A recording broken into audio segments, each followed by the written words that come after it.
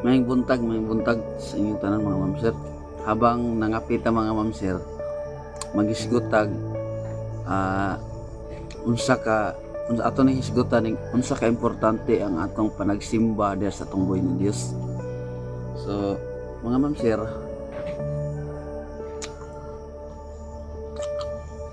ang akong pangutana, unsa ka importante ang atong panagsimba diha sa tunggoy ng Dios. So para sa kuha mga mamsir, para masayod mo nga ang atong panagsimba diha sa tong Ginoo mga mamsir, mo kanay usa ka dakong importante sa tuang kinabuhi. Kay atong buot man to imagine mga mamsir, kung ang Dios walay tao nga mosimba niya, ang Dios nagpadayon gyapon ang iyang pagka-Dios. Pero kung ang tao nga walay Dios, luoy ang atong padulngan. Ay dili mo mutuo nga duha atong pilian, langit o impierno. So nakabalo man ta kung ang langit para asa o nakabalo po ta nga ang impierno para asa. So kung gusto ta malangit mga mamsir, simba ta kanunay di sa tunggoy na Dios, kay mao kanay importante sa tuang kinabuhi, no? Kay bisan pag bali-balihon ang kalibutan mga mamsir, kung ikaw buhi pa ng kalibutan na wala ka nang alagad sa tunggoy na Dios, yan niabot ang ato ang kamatayon, wala ka nang alagad sa Dios, di na gina matabang og pangadji ang imuhang patay. Nga naman, bisa pag pangadjian nagpila ka pangadji dia mga mamsir, ang imuhang patay nga lawas di na gina kadungog mga mamsir. Muna nga mintras buhi pa ta, may pay kung gusto nang may pay magpangadji ka mintras buhi pa ka, no? Para makasimba pa kada sa tunggoy ng Dios. Ay patay na ta, hindi kita makadungog. Bisan pag unsay singgit-singgit mga pagkakadungog. Mana nga ang ato ang kinabuhi mga mamsir, nga nang unsa ka dako ka importante ang ato ang pag-alaga sa tunggoy ng Dios. Kay ang ato ang kinabuhi kabantay ta ang kinabuhi, ang espirituhan na kinabuhi mga mamsir, mao ni kung kusyon ta mao nay espirituhan nga kinabuhi. Bati kag kasakit dan imong kasing-kasing, di ba? Masakit kadungog ng kagamay nga istorya, masakitan din ka, maluod din ka, mao nay espirituhan nga kinabuhi. So kana ang kwaon sa Ginoo, kana ang moatubang sa Ginoo mga mamsir, kana nga espirituhan na bahin, mao nay moatubang sa Ginoo. Pero kani ato ang lawas nga patay, ingong pangpulong sa Ginoo nga gikan man ta sa abog, so mobalik po ta sa abog.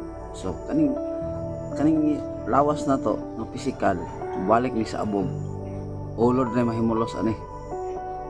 Pero kaning espirituhan na bahin, kaning kusion ka nga mao nay mobati og sakit, mao nay mo katubang sa Ginoo. Dito dayon ana dito sa pag-ablis sa libro sa kinabuhi. Uy, tapulano. Sa man ni? Mo ni imong binuhatan katong buhi pa ka. Uy, wala man ka nangalaga dahil sa Ginoo. Nagpatuyang mga sa imong bisyo, nagpatuyang mga sa imong pagpakasala, tanan nga bisyo sa kalibutan imong gisudlan. Unsa man ni? Kabalo na jud kag asa ka. Mao na mga kaigsuonan, mga mamsir, ang ato ding pag-alagad sa Ginoo usa day nakadako nga importante, tungod kay ang atong pag-alagad, ang atong pagsimba sa tong Ginoo usa na ka practice samtang mamatay ta ng kalibutan na nga nangalagad ka sa Ginoo. Yung mamatay ta, matubang mo na ato ang kaning espirituhano na bayan mo ni matubang sa Ginoo. Perminti na nimo simba sa atong buhay na Dios. Mo na kita nga buhi pa.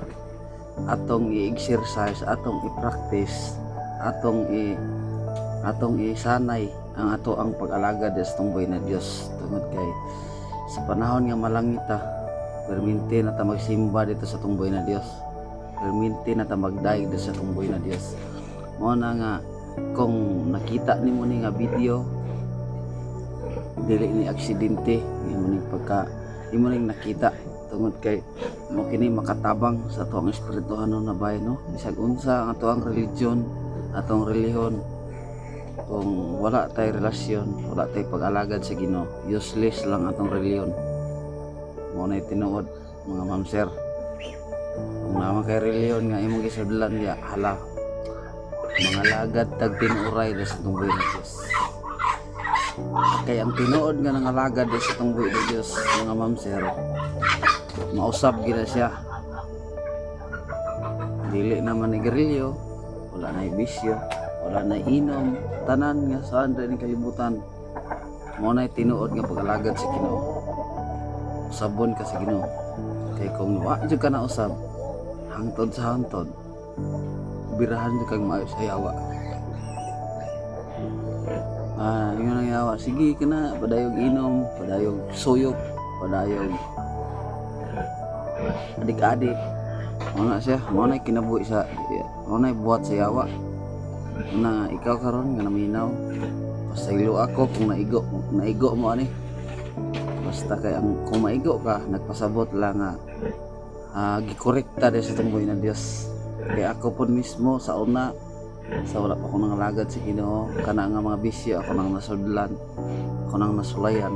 Pero sa diyang nakorek ko, sa diyang giribyok, sa diyang nakadungog ko sa pulong sa Ginoo, iusab ko sa Ginoo, itabangan ko sa Ginoo nga pag-usab. So karon